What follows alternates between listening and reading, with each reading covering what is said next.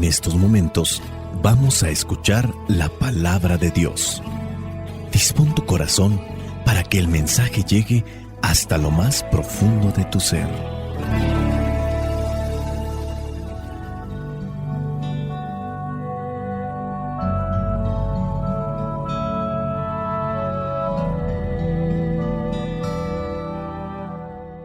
El evangelio que la iglesia nos presenta para el día de hoy corresponde a Juan, capítulo 6, versículos del 30 al 35.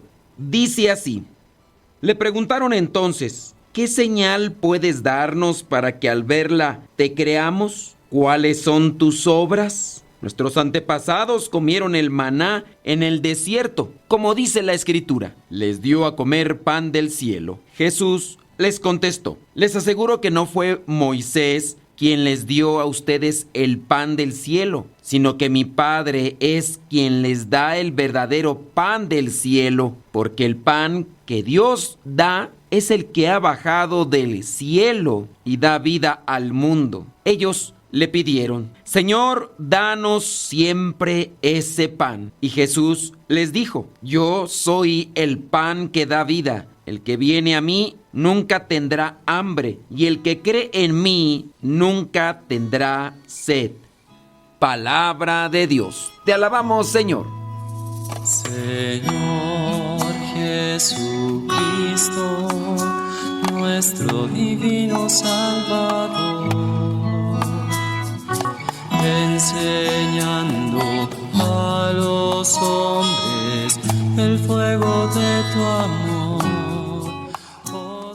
Vamos a la reflexión del evangelio del día de hoy. Veamos el versículo 30. Le preguntaron entonces: ¿qué señal puedes darnos para que al verla te creamos? Vivimos actualmente en una cultura o costumbre o moda, no sé cómo llamarle, a lo mejor también en una contaminación de ideas que exige evidencias. Y en aquel tiempo no era la excepción. Buscamos que nos comprueben, aunque hoy las pruebas que podríamos tener pueden colocarse en la duda, porque con la inteligencia artificial se pueden hacer tantas cosas, como por ejemplo imitar mi voz o hacer un video mío donde diga lo que no he dicho a partir de una foto. Hay tantas cosas que se pueden hacer hablando de la inteligencia artificial que sabemos bien, no es inteligencia, pero así se le llama. ¿Quién iba a decir que hoy íbamos a tener automóviles que se manejan o los maneja una computadora? Me ha tocado ver recientemente esos automóviles donde tú con una aplicación le dices que vaya por ti, te subes y te lleva al lugar que tú le indiques. Y no va nadie. Y no es que alguien lo esté dirigiendo desde otra parte. Ya todo se hace por computadora. Diría la Chilindrina: fíjate.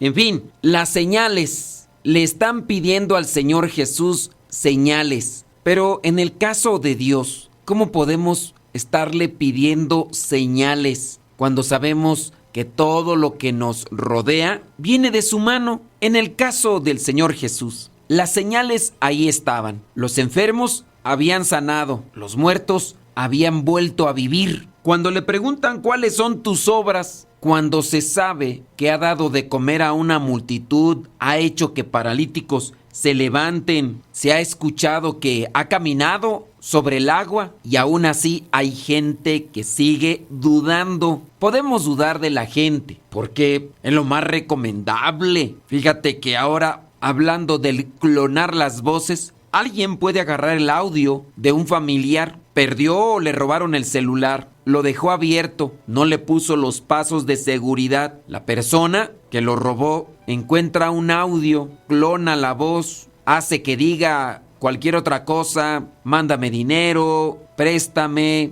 y se lo envía, y puede causar esa confusión. Hay que tener mucho cuidado con ese tipo de cosas para no salir engañado y estafado. Pero en el caso de Dios, sabemos que Dios no nos engaña. Nosotros nos engañamos cuando no queremos creer. Dios da la paz. Una paz que no se puede comparar con nada del mundo. Dios nos da su amor, un amor que no se puede comparar con nada del mundo. Dios nos da su misericordia y su gracia. Y nosotros, cuando ya lo hemos experimentado, nos sentimos plenos, realizados. Y no tenemos que andarle pidiendo pruebas. Cuando hemos visto a otras personas que son felices, que tienen paz, que tienen fortaleza, en medio de la tribulación, de la angustia, de la dificultad, sabemos que ahí no hay mentira, solamente que a veces no nos detenemos a mirar ese tipo de casos o ese tipo de situaciones. ¿Cuáles son tus obras? ¿Qué señal puedes darnos? Escuchaba por ahí el testimonio de un señor.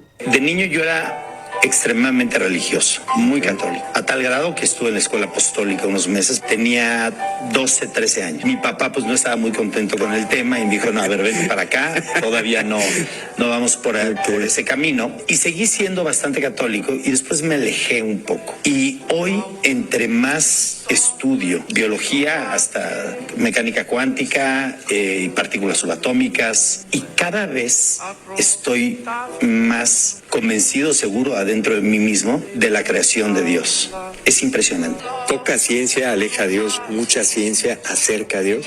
Absolutamente. Basta con que hagamos la experiencia con Dios, porque también no es verdadero ni real que queramos hacer una comparación de lo material con lo espiritual. Tengamos algo muy presente. Aun cuando las señales y los signos estén ahí presentes, la persona necia, la persona soberbia y cerrada, no va a creer. Así como lo que sucedió con Lázaro y las otras personas que volvieron a la vida. Aun cuando se supo y se pudo comprobar, ni así se convirtieron a Dios. Dice en el versículo 31, nuestros antepasados comieron el maná en el desierto. Como dice la Escritura, les dio a comer pan del cielo. Y ya les responde el Señor Jesús en el versículo 32. ¿No fue Moisés quien les dio a ustedes el pan del cielo? Los judíos se apegan mucho a lo que dejó escrito Moisés en su ley y en parte tienen un tipo de idolatría porque están tomando la figura de Moisés como si él hubiera realizado las cosas.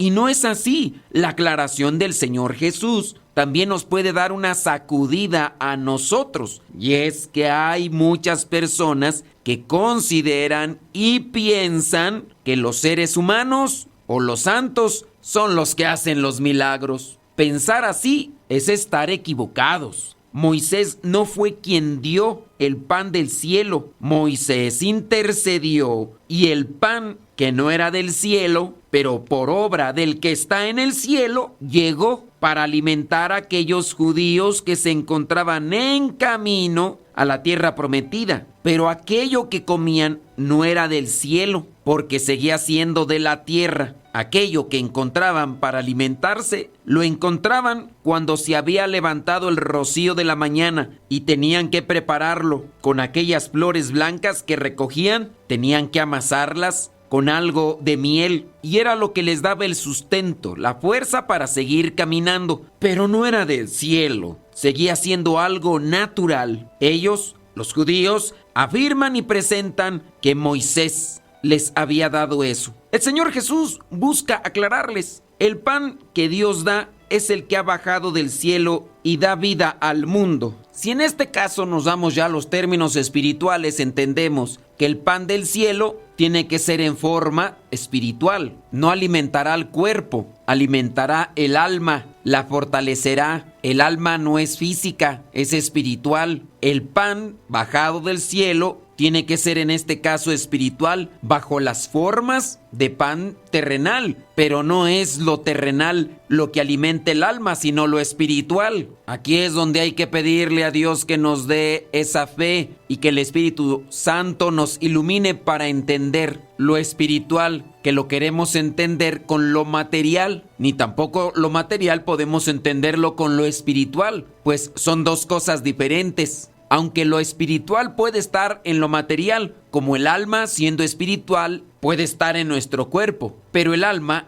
no es nuestro cuerpo, pero gracias a que el alma espiritual está en nuestro cuerpo tiene vida, pero tiene vida en el sentido de vivir, y en la medida que esa alma se alimenta con el pan bajado del cielo, tendrá vida, no la vida física, sino la vida de Dios, que le llevará incluso a su presencia. Pero para poder recibir esa vida y que aproveche el pan bajado del cielo, lo que se necesita es purificarlo y limpiarlo, que esté libre y limpio de toda maldad, de todo pecado. Ya me adentré a una cuestión filosófica, teológica, y a lo mejor ya los dejé más enredados que al principio. Espíritu Santo, ilumínanos. Espíritu Santo, concédenos el entendimiento para saber explicar y para saber entender. Regreso mejor al texto bíblico. Cuando el Señor Jesús les está explicando esto, ellos medio lo entienden. Cuando dice, el pan que Dios da es el que ha bajado del cielo y da vida al mundo. Medio comprenden los judíos y le dicen, Señor, danos siempre ese pan. Y ahí entonces entra el Señor Jesús a decirles, yo soy el pan que da vida. El que viene a mí nunca tendrá hambre y el que cree en mí nunca tendrá sed.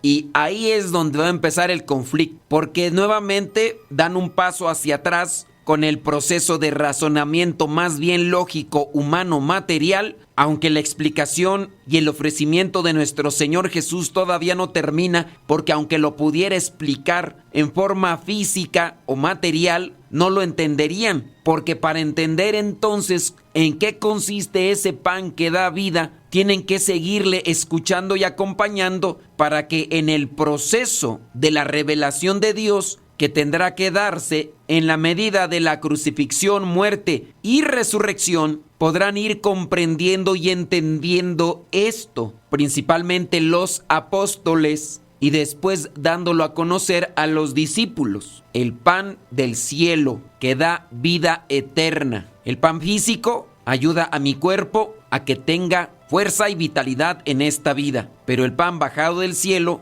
me dará vitalidad o me dará vida en la eternidad. Dejemos que el Espíritu Santo sea el que nos ilumine para que con lo poco, quizás revuelto, no lo sé, que he compartido, llegue un entendimiento para que busquemos la purificación, la iluminación de Dios en nuestras vidas y así lo anhelemos a Él por encima de todo. La bendición de Dios Todopoderoso, Padre, Hijo y Espíritu Santo, descienda sobre cada uno de ustedes y les acompañe siempre. Soy el Padre Modesto Lule, de los misioneros servidores de la palabra. Vayamos a vivir el Evangelio. Lámpara es tu palabra para mis pasos, luz en mi sendero.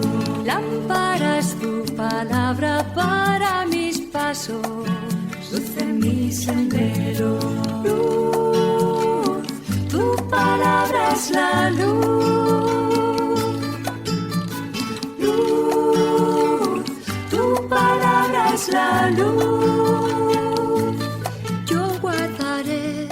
Gracias a los que nos acompañaron allá en Scottsdale, Arizona, el pasado 3 de mayo. Primeramente Dios, nos encontramos este sábado 10 de mayo en Montebello, California. Les recuerdo que el próximo sábado 31 de mayo, desde las 4 de la tarde, vamos a estar allá en la parroquia Nuestra Señora de la Soledad, el Calvario, en Quetzaltenango, Guatemala, en Xela. Y el sábado 7 de junio nos encontramos allá en Tonalá, Jalisco, en la Casa del Noviciado de los Misioneros Servidores de la Palabra. Para encontrarlo en el Google Maps, pónganle así, Noviciado Misioneros Servidores de la Palabra. Y ya les tendría que aparecer en Tonalá, Jalisco. Si quieren más informes de estos encuentros, ahí en nuestro Facebook, nuestro Instagram, nuestro TikTok o en el Telegram, vamos a ir colocando la información. Búsquenos en esas redes sociales por nuestro nombre, Modesto Lule. Ofrezcan los cristianos ofrendas de alabanza a gloria de la víctima propicia de la Pascua, Cordero sin pecado que a las ovejas salva. A Dios y a los culpables unió con nueva alianza. Lucharon vida y muerte en singular batalla, y muerto el que es la vida, triunfante se levanta. ¿Qué has visto de camino, María, en la mañana? A mi Señor glorioso, la tumba abandonada. Los ángeles testigos, sudarios y mortaja, resucitó de veras mi amor y mi esperanza. Venid a Galilea, allí el Señor aguarda, allí veréis los suyos, la gloria de la Pascua. Primicia de los muertos, sabemos por tu gracia que estás resucitado, la muerte en ti no manda. Rey vencedor, apiádate de la miseria humana y da a tus fieles parte en tu victoria santa.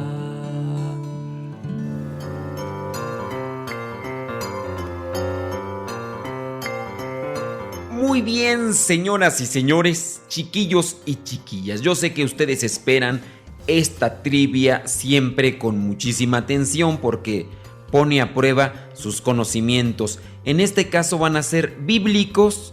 Si usted sabe la respuesta, pues bueno, felicidades. Y si no, pues con esta pregunta puede aprender más.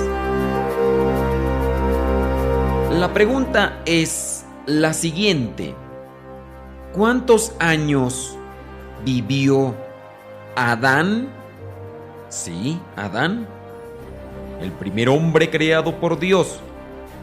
¿Cuántos años vivió Adán? ¿85, 930 o 120? ¿Cuántos años vivió Adán? ¿85, 930 o 120? Si dijiste 85, déjame decirte que no fueron 85 años los que vivió. Si dijiste 120, pues tampoco vivió 120. Sí, ahí en la Biblia, en el Génesis capítulo 5, versículo 5, dice que Adán vivió 930 años. 930 años vivió Adán, el primer hombre creado por Dios. Quizá a lo mejor nosotros no vamos a vivir muchos años como Adán, pero sí podemos hacer otra cosa, que con los pocos años que Dios nos regale, podamos vivirlos a plenitud y que podamos realizar muchas cosas en favor de los demás. Y si nosotros realizamos cosas en favor de los demás, sin duda también nos van a aprovechar a nosotros.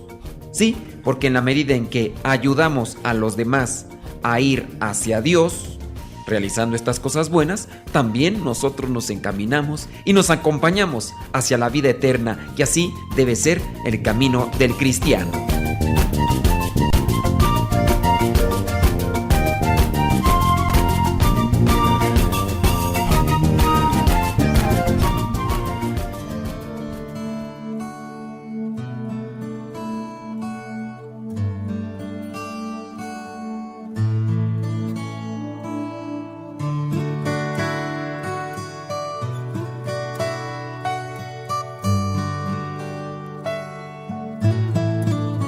Cuánto me amas, Jesús, qué infinito tu amor, moriste para salvarme. Cuánto me amas, Jesús, es tan bello tu amor, viniste a redimirme. Todo en ti es amor, no merezco tan perfecto amor. Gracias, Señor, Dios del amor, siempre me amas, siempre me amas, Jesús.